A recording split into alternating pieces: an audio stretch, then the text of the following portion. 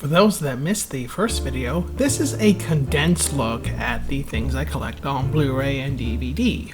In the first section, we looked through a lot of the stuff I've bought from the Criterion collection, specifically a lot of their animated films. And as I mentioned in that video, you can see videos like that one and this one 3 whole days early, and you even get an entire exclusive video series where I look through all of my Blu-ray collection through my Patreon by pledging as little as $1 per month. Anyway, on to the next part. A steelbook is, well, it's packaging either made out of steel or meant to mimic steel. They go for a more stylish look too. And these can go from very simple and straightforward designs to actually very much overboard, with pretty much every frame of the cover having something to look at. Well, pretty much everyone seems to like the design of them. A lot of collectors will tell you that they scratch a bit too easy and they dent a bit too easy. And because some of these are $10 more than a regular Blu-ray release and don't even tend to come with more special features in a lot of those cases, they don't feel that the extra money is worth it.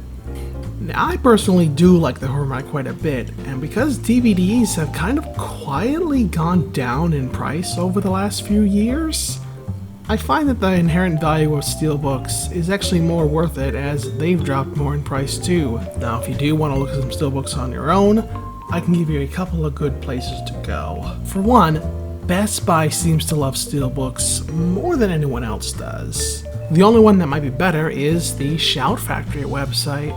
Most stuff from Shout Factory you can find, well, in most stores that sell DVDs and Blu-rays, but you often want to look on Shout Factory's main website instead. They have a lot of sales, and actually, there's constantly a steelbook sale. In recent years, they've also partnered with G-Kids, and G-Kids, if you weren't aware, is the main distributor for most Studio Ghibli films. And G-Kids, as of late, has been putting a lot of Studio Ghibli films on steelbook. And those steelbooks definitely go for the more simplistic thing. You get one solid color and a iconic image from the movies. F*** off. Let's see if this is even a phone call. Go f*** yourself, Stacy.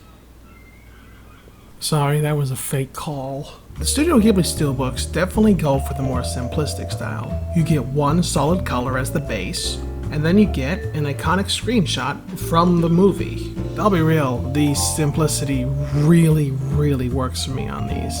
I'm actually trying myself to collect as many of these steelbooks as possible.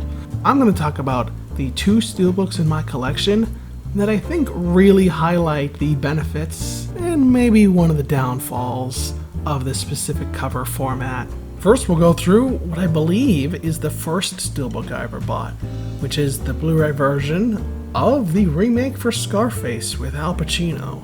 This was a limited edition thing. In fact, I pre-ordered it originally when it first came out. There were a lot of bonus collectible postcards, and along with that, and the really nicely designed cover, you even got a DVD version of the original film. And while I still do like the remake a lot better, that's a really nice bonus and something that remakes should probably consider doing a lot more. But let's talk about a time where buying steelbooks kind of bit me. The original Piranha, it's a B-movie if you weren't aware, and it's a parody of Jaws if you weren't aware, and directed by Joe Dante of Gremlins fame. I'd seen Piranha 3D and quite liked that movie, which I know some people are probably going to start judging me for saying that, but it gave me high hopes for watching the original, and the steelbook is absolutely gorgeous. It's green and orange, the piranhas look great on it, and unfortunately, there's not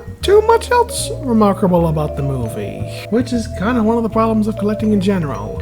A lot of the times you buy movies you've never actually seen because the special features sounded nice, or, in the case of steelbooks, the cover looks nice.